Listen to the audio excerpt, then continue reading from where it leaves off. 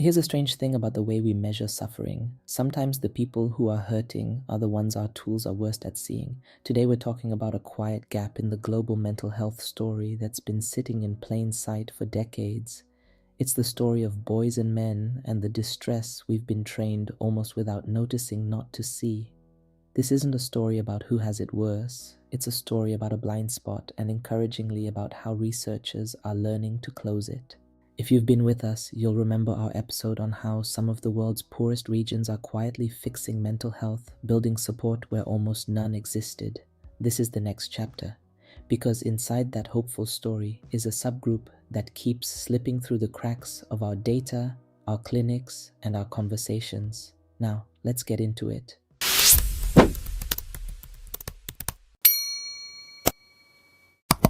For a long time, researchers have described mental health along two broad directions. Some distress turns inward, like depression and anxiety, folding a person up quietly. Other distress turns outward, like anger, risk-taking, or leaning heavily on alcohol and drugs. And here is the surprising finding. Across disorders, men and women have roughly similar overall rates of mental health problems. What differs is the shape it tends to take and how visible that shape is to the people doing the measuring. The old assumption was simple: women internalize and men externalize. But a growing body of research says that neat categories are hiding something important.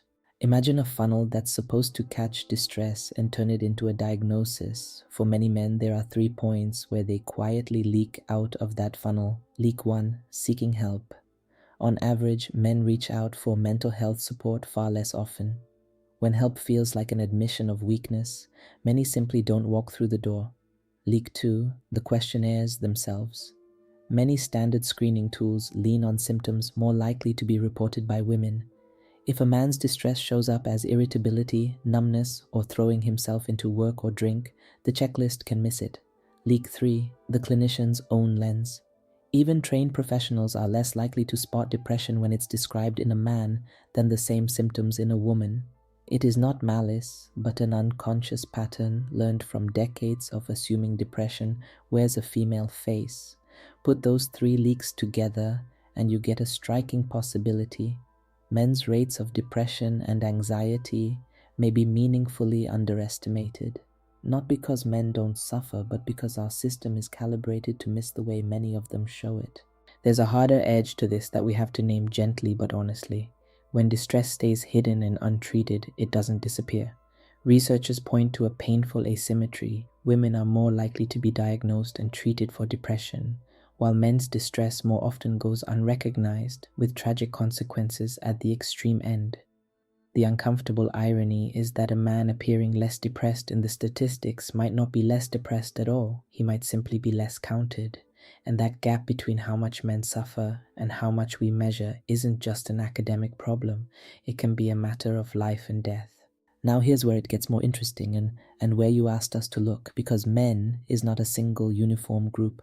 When researchers layer in things like race, income, and social circumstance, the picture gets richer and frankly more surprising. Take loneliness, a powerful driver of poor mental health. One large national study found that people who said they always feel lonely had a dramatically higher likelihood of depression than those who never do. The risk climbs from around 1 in 10 all the way to roughly 1 in 2. Loneliness isn't a soft, fuzzy problem. It behaves like a serious health risk, and within that, the surprises stack up. The same research found that women, on average, reported more poor mental health days than men, yet men were consistently less likely to seek help. It also found that some minority groups reported lower measured rates of depression even when loneliness was high. That could reflect real resilience and strong community support, or it could be another version of undercounting showing up along race as well as gender. A young man's odds of being seen aren't shaped by his gender alone. They're shaped by where he sits, his community, his income, his culture, how loudly the people around him believe men are allowed to struggle. The boy child isn't left behind by one big thing. He's left behind by lots of small, overlapping blind spots. So why does this keep happening? A big part of the answer is a script, a set of unwritten rules many boys absorb before they can even name them. Be strong, be independent, don't lean on anyone, Anger is fine, sadness is not. When the only emotion the script permits is anger, distress has to find a side door. It leaks out as overwork, as risk-taking, as reaching for a drink instead of a friend. Because that does not look like the picture of depression we all carry in our heads. Everyone, including the man himself, can miss what is really going on. But here is the hopeful part. A script is just a script, and it was written by a culture, which means a culture can rewrite it. The good news is that solutions are emerging, and they're refreshingly practical. First, meet men where they already are. Programs that offer support through sport, community sheds, workplaces, and barbershops reach men who'd never book a therapy appointment. Second, fix the measuring stick. Researchers are building screening tools that ask about irritability, numbness, and withdrawal, so fewer of them leak out of that funnel. Third, train the eye. Teaching clinicians and all of us to recognize male distress in its real forms means fewer missed signals in the room. And fourth, quietly the most powerful, rebuild connection. Because loneliness sat near the center of this whole story, helping men keep real friendships may be one of the strongest medicines we have.